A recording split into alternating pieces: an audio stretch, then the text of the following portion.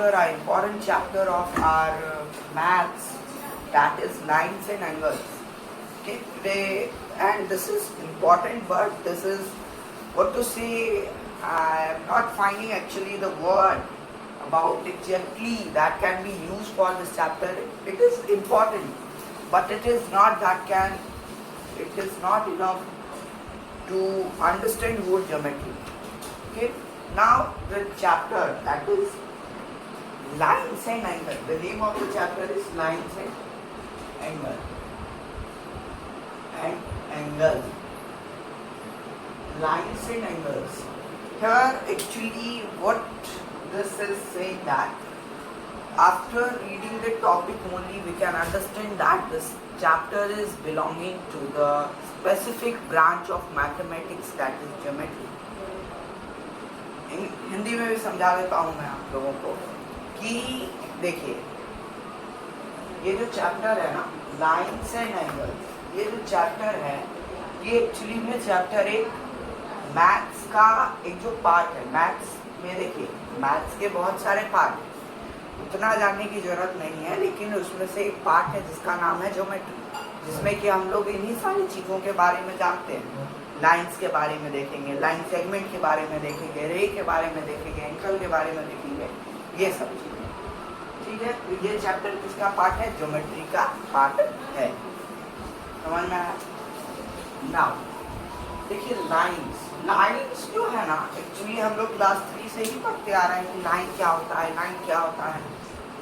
ठीक है, line actually होता क्या है? लाइन एक ऐसा फिगर होता है, एक ऐसा फिगर होता है जिसके पास कोई डायमेंशन नहीं होती है। जैसे कि मैंने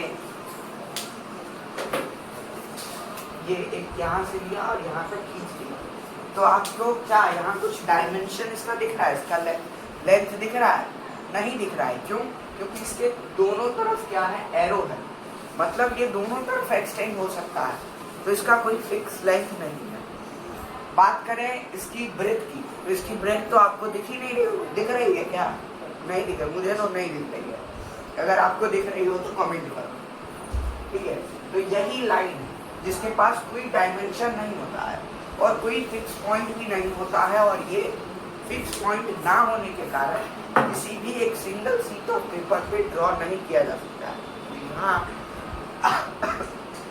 सॉरी, आपने सही सुना कि लाइन जो है एक सिंगल शीट ऑफ पेपर पे ड्रॉ नहीं किया जा सकता है। क्यों? क्योंकि लाइन जो है वो इन्फिनिटी होता है, वो इन्फिनिटी तक एक्सटेंड कर सकता है। तो जब वो इन्फिनिटी तक एक्सटेंड करेगा तो इतने से पेपर पे क्या वो हटेगा? नहीं हटेगा। आप उसको कितना बड़ा से बड़ा खींच लो फिर भी वो लाइन नहीं हो सकता। हम लोगों को प्रीवियस चैप्टर अगर आप लोगों ने पढ़ा होगा ज्योमेट्रिकल कंस्ट्रक्शन, तो उसमें हर एक क्वेश्चन आपको देखेंगे आपको कि क्या है कि draw line segment.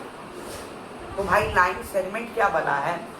Line segment कुछ नहीं, यही एक फिगर है जो कि जिसके पास कोई डायमेंशन नहीं होता है। बस डिफरेंस इतना है लाइन और लाइन सेगमेंट में कि लाइन जो है वो इन्फिनिटी होता है, लाइन के दोनों साइड में एरोज लगे होते हैं।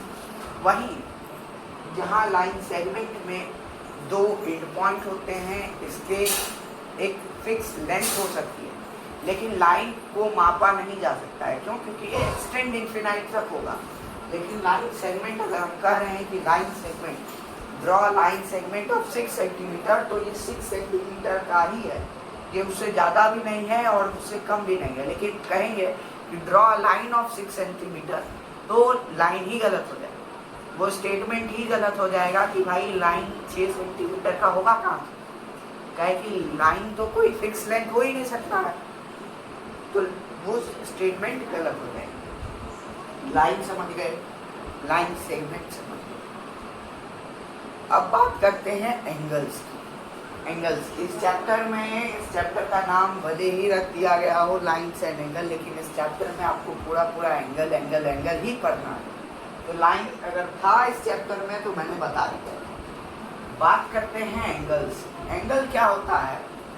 when two rays meet at a common vertex. Vertex क्या होता है? छोड़िए वर्टेक्स, छोड़िए आर्म, छोड़िए सब छोड़िए, भूल जाइए ये सब भी कुछ होता है। सीधा डेफिनेशन याद करेंगे कि when two rays meet at a common point forms a angle, बस इतना ही। क्या मैंने बोला, मैंने क्या बोला, जब दो रे क्या होता है, रे एक ऐसा फिगर होता है जो जिसके पास एक ही एंड पॉइंट होता है, बाकी दूसरा जो होता है वो पूरा का पूरा इन्फिनिटिव तक जा सकता है। टॉर्च है आपके घर में, तो टॉर्च लीजिए और जलाइए। तो आप टॉर्च क्या करोगे, जलाओगे तो आप देखोगे कि जहाँ से वो लाइट निकल रही है वो उसका इनिशियल पॉइंट हो गया, वही उसका एक फिक्स पॉइंट है। बाकी आप जब तक उसको कोई ऑब्स्टेकल नहीं दोगे वो तब तक वहाँ तक इतनी दूरी वो तय कर सकता है। ठीक है, तो इसलिए रे का जो है एक ही फिक्स पॉइंट होता है। तो जब दो रे, मैंने बताया जब दो रे एक दूसरे से मिल रहा है, कहाँ मिल रहा है, एक कॉमन पॉइंट पे मिल रहा है, और ये जो बनाया ये स्पेस अपने एक दो के बीच में, उसी को क्या कर दिया, उसी को कह दिया कि यह एंगल बनाया। अब एक बात बताना, अगर मैं इस एंगल को मेजर करना है मुझे, तो हम क्या करेंगे, अभी तक तो हम कुछ भी नहीं करते थे क्योंकि मेजर करने की जरूरत ही नहीं, लेकिन अब पड़ेगी जरूरत। तो हम क्या करेंगे, सिंपली स्केल लेंगे और स्केल से इसको जो है मेजर करेंगे। स्केल नहीं, कुछ और मेजर होगा। स्केल से अगर मेजर करेंगे तो क्या होगा कि हर एक स्पेस का मेजरमेंट डिफरेंट आएगा। जैसे कि यहाँ पे मेजर करेंगे तो कम मेजरमेंट आएगा, ऊपर बढ़ के करेंगे तो डिस्टेंस ज़्यादा होगा, और ऊपर बढ़ के करेंगे तो डिस्टेंस और ज़्यादा होगा। तो इसीलिए स्केल का यूज नहीं किया जाता है एंगल को मापने के लिए। नहीं, गलत फहमी में नहीं रहना है। स्केल का यूज सिर्फ डिस्टेंस के लिए किया जाता है। एंगल्स को मापने के लिए एक ऐसी चीज़ का उपयोग किया जाता है जिसे हम लोग कहते हैं प्रोटेक्टर, और आम भाषा में लोग उसे चांद भी कह देते हैं। क्यों? क्योंकि वो आधा चांद के शेप में रहता है, वो ऐसे रहता है।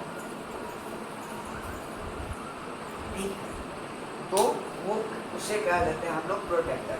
तो प्रोटेक्टर की हेल्प से क्या करते हैं हम लोग कि इसके बीच की कितनी दूरी है इसे निकाल लेते हैं, और जो निकलता है उस यूनिट को हम लोग कहते हैं डिग्री। इस यूनिट को क्या कहते हैं, डिग्री। फॉर एग्जाम्पल इस दोनों को हम लोगों ने मेजर किया इस एंगल को, तो इसका निकला 30। तो इसके ऊपर जो है ना हम लोग ऐसे लिख देते हैं, ऊपर एक पॉइंट दे देते हैं। क्या है वो सिंबल, वो सिंबलाइज करता है डिग्री को। ठीक है, मतलब हम लोग क्या उसको पढ़ते क्या है, 30 डिग्री का एंगल बना।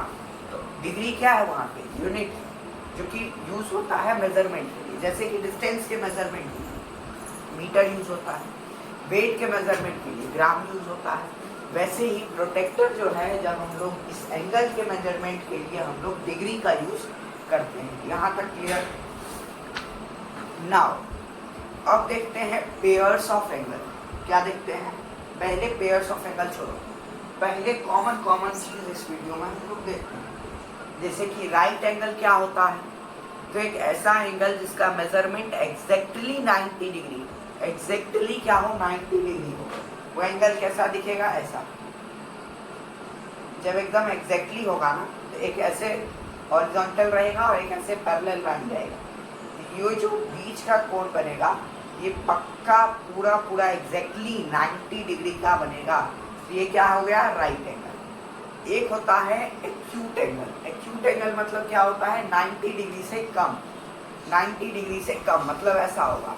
और ये जो बनेगा ये 90 डिग्री से कम होगा जब भी आप मेजर करोगे। एक होता है, उसे कहते हैं एक्यूट एंगल। जो 90 डिग्री से ज़्यादा है और 180 डिग्री से कम है, वैसे एंगल्स को कहते हैं ऑब्ट्यूज एंगल। देखो ये हो गया ऑब्ट्यूज एंगल, ये 90 डिग्री से भी ज़्यादा है। 90 डिग्री कैसे होगा, 90 डिग्री यहाँ पे होता, लेकिन ये 90 डिग्री